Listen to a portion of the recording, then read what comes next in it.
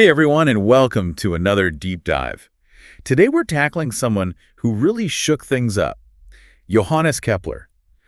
This guy changed how we see the whole universe. Absolutely. He wasn't just making small discoveries. Kepler shifted our entire understanding of how things work up there. And it's even more amazing when you consider the time he lived in. All this upheaval, scientific, religious, political, you name it. It's like he was born for this, even though his early life was pretty rough. We're looking at his Wikipedia page to get the full story, by the way. Yeah, and think about this. His vision, it wasn't good, damaged by smallpox. It makes his work in astronomy, well, even more unbelievable. Imagine trying to make those calculations, observing the stars with bad eyesight. You can tell how dedicated he was. Brilliant mind. So it wasn't just book smarts, though, right? Yeah. Wikipedia mentions this key moment when he's a kid. 6 years old, Kepler's mom takes him to see the Great Comet of 1577. Can you picture that as a kid? Like something out of a movie.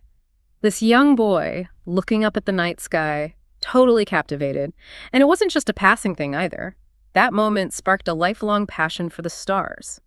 It set him on a path that would, well, change the world. Talk about inspiration and paths. His was pretty interesting. Obviously, the guy was a math whiz, but he also got into astrology, even doing horoscopes for his classmates. That's really important to point out. Back then, astronomy and astrology, they weren't so separate. They were both trying to understand the heavens in their own way. Okay, so he's got this foundation in math and astrology, and then at university he learns about the Ptolemaic and Copernican systems. For those who don't know, Ptolemy had this Earth-centered view of the universe. Right. And it was the accepted view for over 1,000 years. A really complex system, all these circles within circles trying to explain how the planets and stars move. Then Copernicus comes along and says, hold on, what if the sun's at the center? And the Earth's just another planet going around it. And Kepler, always the forward thinker, he jumps on board with Copernicus. He supports this sun-centered, heliocentric model. He saw the elegance in it, how it could make understanding the universe so much simpler. But this wasn't just some debate among academics. Picking a side in this astronomical showdown had real consequences. Especially for Kepler. He wanted to be a minister in the Lutheran Church, but you know how it goes, his scientific views a little too unorthodox. They wouldn't ordain him. What a turning point. Almost ironic, isn't it? This failure, it actually pushed him further into astronomy. Who knows what would have happened if he'd become a minister? Would we even be talking about him today? Maybe not. But instead, he really dives into astronomy and in 1596 publishes his first big work, Mysterium Cosmographicum. And this is where you see Kepler's genius starting to shine. He wasn't just satisfied with Copernicus's model. He wanted to know the structure, the why, the divine plan behind the universe. He gets obsessed with this idea of geometric harmony, connecting the orbits of planets to these perfect shapes, Platonic solids, cubes, tetrahedrons, those kinds of things. Sounds kind of strange now, but back then people were looking for these big unifying principles in nature. And Kepler thought he'd found it. His model wasn't quite right, but it was a bold attempt to explain the solar system. But getting this book published, that was a whole other challenge. Oh, yeah. He actually had to take out the parts where he used the Bible to justify the sun-centered view. The censors wouldn't have it. Talk about walking a tightrope. Shows you how science, religion, politics, they were all tangled up back then. And even with the changes he had to make, Mysterium Cosmographicum was a big step. The first published defense of the Copernican system really put Kepler on the map right at the start of the scientific revolution. But even with this success, he knew he needed more data, better observations to really refine his theories. This is what led him to one of the most important partnerships in astronomy history, Tycho Brahe. Tycho. Now, there was a character. Brilliant, a bit eccentric, famous for his super precise star observations. He had a ton of data, exactly what Kepler needed. But their relationship, let's just say, it wasn't easy. Two strong personalities, clashing egos. They had some pretty big disagreements. Imagine these brilliant minds going head-to-head over how planets move. A clash of the titans. But the drama aside, this partnership was key for Kepler. When Tycho died suddenly, Kepler got his job, imperial mathematician, and inherited that treasure trove of data. And folks, that's where things get really interesting. This is when Kepler's genius takes off. He takes Tycho's data, especially the stuff on Mars, and he starts seeing patterns that nobody else had. Patterns that were about to blow up centuries of assumptions about how planets move. This led to Astronomia Nova, published in 1609. This book, this is where we get Kepler's first two laws of planetary motion, a turning point in understanding the universe, folks. And these laws, they weren't just little tweaks to the old way of thinking.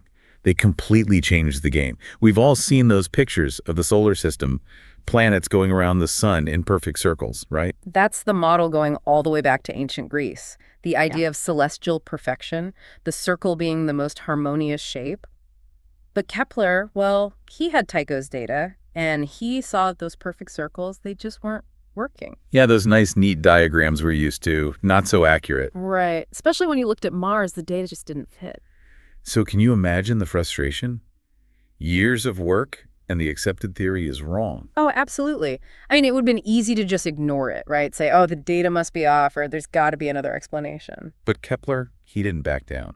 That's the mark of a true scientist. He didn't shy away from the challenge. He embraced it. And that's where his genius really shows. He was ready to throw out centuries of assumptions, let the data lead the way, even if it meant changing everything people believed. And what did he find? Planets don't move in perfect circles at all. It's not circles, so what is it? They move in ellipses, like a slightly flattened circle with the sun off to one side at a point called the focus. Okay, I vaguely remember ellipses from math class, but why is that such a big deal? Think about it. This is saying the heavens aren't perfect. They're not these simple circles. The whole worldview changes. The universe gets messier, more complex, way more interesting. So let's break down these laws, his first two laws of planetary motion, because this is huge. Yeah, let's get into it. Okay, so first law, planets move in ellipses. Sun's at one focus. Got it. But remember, that focus, it's not the center of the ellipse. That's key. It means a planet's distance from the sun. It's always changing as it goes around. Right, I get that. And then the second law, this one is the equal areas law, if I remember correctly. That's the one. And it sounds abstract, but it's actually really elegant. Abstract is putting it mildly. I always struggle to visualize this one. Okay, so picture this. You draw a line from the sun to a planet.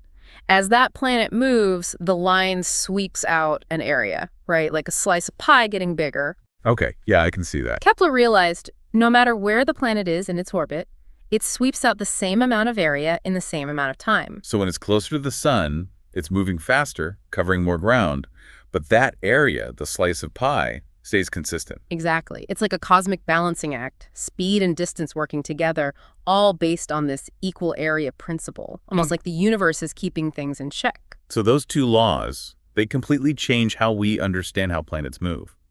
But hold on, Kepler wasn't done yet, was he? There's a third law. That's right. He published it a bit later in his book Harmonices Mundi. Third law. This was the one about orbital period and distance from the sun. Something about squares and cubes. Yeah.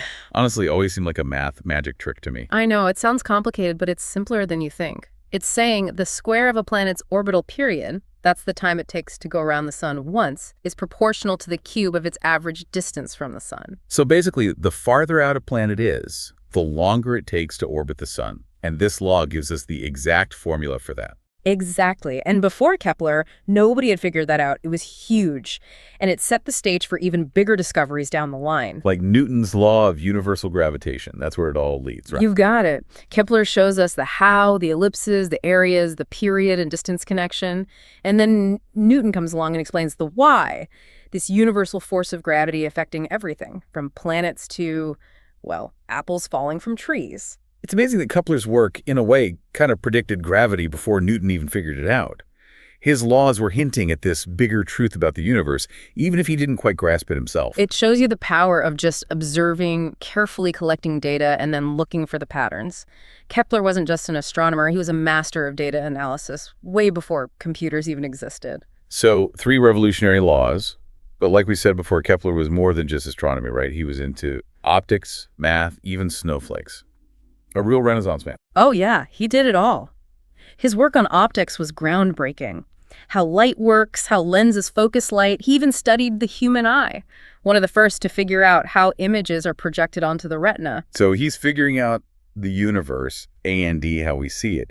It's wild how all these different fields, they were all connected for him. It shows his way of looking at the world, everything connected, this big web. He wasn't just separating knowledge into boxes. He was looking for the principles that tied everything together. Planets, snowflakes, it was all part of the same puzzle. And we can't forget Somnium, his book. Some people say it's one of the first sci-fi stories. A Journey to the Moon Shows how imaginative he was. Right. Scientist, mathematician, storyteller. He was all of those things. That mix of like hard logic and wild imagination. That's what makes him so fascinating. And remember, all this is happening during some seriously crazy times in Europe. The 30 Years' War, religious conflicts. Kepler even got persecuted for his beliefs. Exactly. We talked about how he and his family were forced out of Graz because he wouldn't convert to Catholicism. Hardship, uncertainty. It followed him, but he never gave up on knowledge. Makes you appreciate his achievements even more. He wasn't some scholar hiding away in a tower. He's living through all this turmoil and still making these incredible discoveries that would change science forever. It shows you the power of the human spirit, finding meaning, even when things are chaotic. Kepler's story, it's inspiring. It reminds us that seeking knowledge, it's worth it no matter what. Yeah, I like that. So we've gone from his tough childhood to his work in astronomy, optics, even writing. But there's still more to uncover, especially when it comes to the impact of his work. How did it change the world? Oh, there's so much more to say about Kepler's legacy. Sounds like we need to dive even deeper in part 3. Welcome back. It's been quite a journey exploring Johannes Kepler's life and work. I'm amazed by how much this guy achieved. It is mind-boggling, isn't it? From his laws of planetary motion to optics, snowflakes, even science fiction. But the really amazing thing is how relevant his work still is, centuries later. That's what I was thinking about. It's one thing to make big discoveries, but for them to still matter today, that's something else. So, what happened after Kepler died? Did people get it? How important his work was? Well, it's funny you should ask that. The reaction was kind of mixed, to be honest. Even some big-time astronomers weren't so sure about his theories. You got to remember, he was shaking things up, challenging what everyone thought they knew. Yeah, like planets moving in ellipses, not perfect circles. That must have been hard to accept after believing in the old Ptolemaic model for so long. Oh, definitely. The circle was like this perfect symbol in the heavens for ages. And Kepler saying, nope, the universe is a bit more, well, messy than that. And then there's the idea that the sun's pulling on the planets. That was a whole new concept back then. So it took a while for his ideas to catch on, even among scientists. Exactly. But slowly, his work, especially his book Epitome of Copernican Astronomy, it started spreading. Became a key text for understanding that whole sun-centered view. It really paved the way for the scientific revolution that was brewing. And that's where Newton comes in, right? Building on what Kepler started and figuring out universal gravitation. It's amazing how these two minds, so far apart in time, they both shaped our view of the universe. It really shows how science builds on itself.